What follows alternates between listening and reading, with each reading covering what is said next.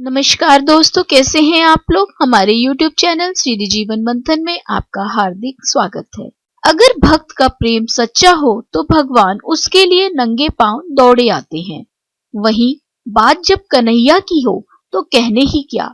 अपने भक्तों के लिए वह ना जाने कितने रूप धरते हैं और कितनी ही अनगिनत लीलाएं कर चुके हैं, जिनका प्रमाण हमारे धार्मिक ग्रंथों में मिलता है। ऐसी ही एक रोचक कथा है जब कन्हैया ने अपने भक्त के लिए एक अनोखा काम किया। तो आइए आज की वीडियो में सुनते हैं कृष्ण भक्ति की एक ऐसी ही अनोखी कथा।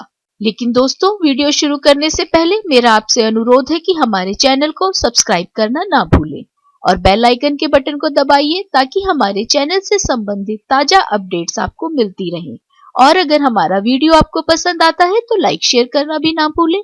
आपके सुझाव भी सादर आमंत्रित हैं। पौराणिक कथा के अनुसार एक बार की बात है, किसी नगर में एक राजा ने एक मंदिर बनवाया जिसमें श्री कृष्ण की एक मूर्ति भी रखवाई, लेकिन उसकी कभी पूजा नहीं की। पूजा करने के लिए मंदिर में एक पुजारी को रखा गया। पुजारी नियमित कन्हैया जी को नहलाता और बड़ी ही श्रद्धा भाव से उनकी पूजा अर्चना करता। राजा भी रोज कान्हा जी के लिए एक फूलों की माला भेज देता था और जब वह दर्शन करने आता तो पुजारी उस माला को उतारकर राजा को पहना देता। ऐसा करते करते पुजारी की भी उम्र बीत चुकी थी। एक दिन किसी वजह से राजा नहीं आ सका तो उसने एक सेवक के हाथ मंदिर में माला पहुंचा दी और कहलवा दिया कि आज वह मंदिर नहीं आएगा, इसीलिए पुजारी उसका इंतजार ना करे। इतना कहकर सेवक चला गया।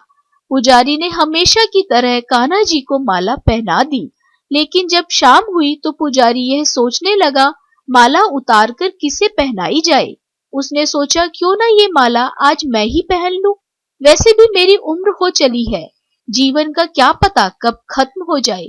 इतना सोचकर पुजारी ने माला उतारकर अपने गले में डाल ली, लेकिन इतने में ही सेवक आ गया और उसने बताया कि राजा की सवारी मंदिर में पहुंचने वाली है। राजा की सवारी आने की बात जब पुजारी ने सुनी तो वह डर गया। उसने सोचा कि अगर राजा ने आज उसे माला पहने देख लिया तो वो उसे मरवा डालेंगे। आनन फानन में पुजारी ने माला उतारकर वापस कन्हैया जी को पहना दी। जैसे ही राजा अंदर आया तो हमेशा की ही तरह पुजारी ने माला कान्हा जी के गले से उतारकर राजा को पहना दी, लेकिन माला पर लगा सफेद बाल देखकर राजा समझ गए कि पुजारी ने यह माला स्वयं ही पहनी थी।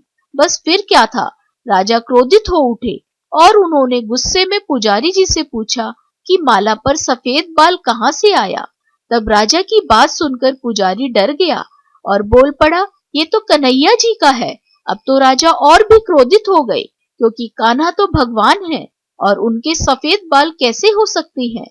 इसीलिए राजा ने फरमान सुना डाला कि कल श्रृंगार के समय राजा खुद आएंगे और देखेंगे सच में ही कान्हा जी का सफेद बाल है या पुजारी झूठ बोल रहा है। उन्होंने कहा कि अगर पुजारी ने झूठ बोला होगा तो उसे फांसी की सजा दी जाएगी। राजा का फरमान सुनकर पुजारी का बुरा हाल हो गया। उसने सोचा अब क्या करे, कहाँ जाए, अब तो उसका मरना तय है। तब रोते रोते वह भगवान की शरण में पहुंचा और उनसे कहा कि हे केशव, मुझसे झूठ बोलने का अपराध तो हुआ है, लेकिन हो सके तो मुझे क्षमा कर दें और राजा से रक्षा करें। पुजारी ने कहा, हे माधव, आपकी सेवा करते करते मैं वृद्ध हो चुका हूँ, अब आप मुझे माफ कर दीजिए, ऐसी गलती दोबारा नहीं होगी। यही कहते कहते पुजारी की जाने कब आंख लग गई और उसकी आंख तब खुली जब सुबह हो चुकी थी। उधर सुबह होते ही राजा भी आ गया और कहने लगा, आज कान्हा जी का श्रृंगार वह खुद करेगा। ऐसा कहकर जैसे ही राजा ने कान्हा जी का मुकुट उतारा तो देखा कि श्री कृष्ण के तो सारे बाल ही सफेद हैं, लेकिन राजा को फिर भी यकीन नहीं हुआ। उसे लगा कि फांसी के डर से पुजारी ने ही बालों को रंग दिया होगा। राजा ने सोचा कि क्यों ना कन्हैया जी का एक बाल तोड़कर देखा जाए। इसके बाद राजा ने कन्हैया जी का एक बाल तोड़ लिया, लेकिन जैसे ही बाल टूटा कन्हैया के सिर से खून की धारा बहने लगी। यह देखकर राजा भगवान के चरणों में गिरकर माफी मांगने लगा। तभी श्री कृष्ण की मूर्ति से आवाज आई, हे राजन, तुमने मुझे केवल मूर्ति मात्र ही समझा, इसीलिए आज से मैं तुम्हारे लिए केवल मूर्ति मात्र ही रहूंगा। लेकिन पुजारी ने सच्चे मन और पूरी श्रद्धा से मेरी भक्ति की है, इसीलिए उसकी अनन्य भक्ति को देखकर मुझे अपने सफेद बाल करने पड़े। कन्हैया जी ने कहा कि भक्ति में कभी भी संशय नहीं होना चाहिए और सच्चे भक्त की लाज तो मैं कभी जाने ही नहीं देता। ऐसे हैं हमारे कन्हैया महाराज। आशा करते हैं दोस्तों, अगर मास की कृष्ण भक्ति की ये कथा आपको पसंद आई होगी। राधे राधे। आप सभी पर ईश्वर की कृपा सदा बनी रहे।